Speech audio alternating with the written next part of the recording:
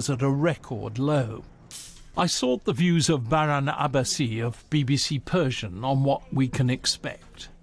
There is usually, on the basis of precedence, up to 10 people would be allowed to run.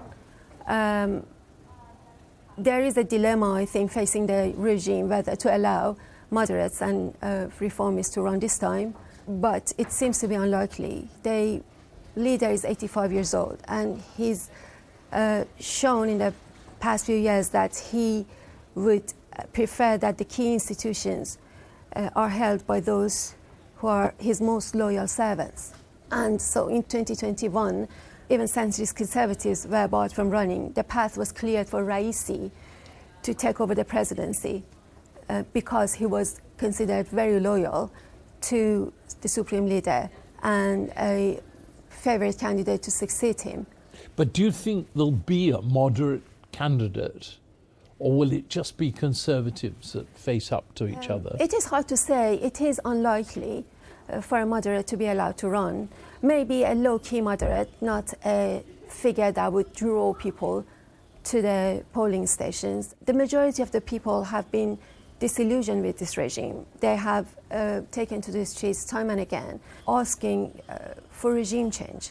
Do Khamenei, the other people that support him, do they really care if there's a low turnout? Absolutely not. This was the case last time around. The election saw the lowest turnout in the history of the Islamic Republic. But it was not something that the IRGC would care. And that's why Ibrahim Raisi was elected.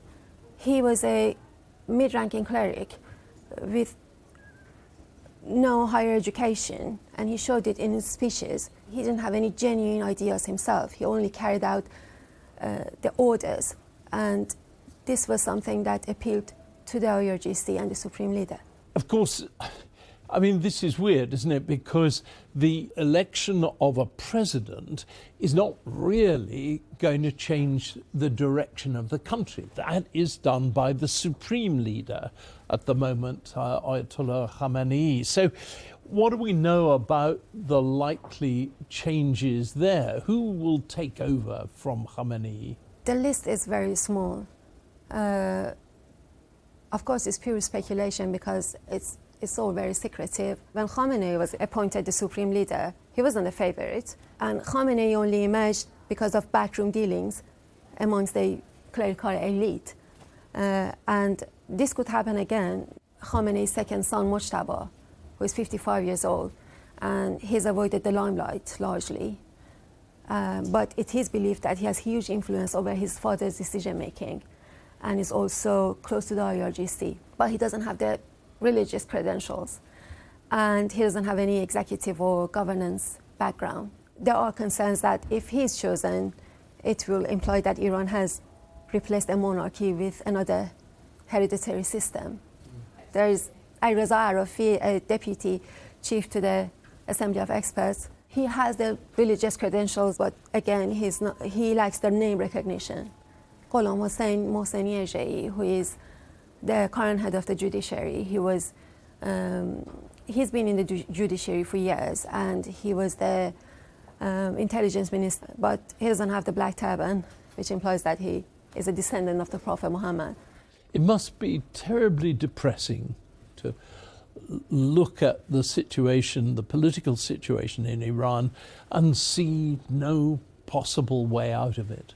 Iran is facing huge challenges, and people are struggling to make ends meet. Iran's economy is in tatters. It is facing huge problems. And in terms of social freedoms, people are always being limited more than ever. It is very depressing for the people in Iran, first of all, and also for all the Iranians who were hoping that things would change, but it seems that things are only changing for the worse, not the better.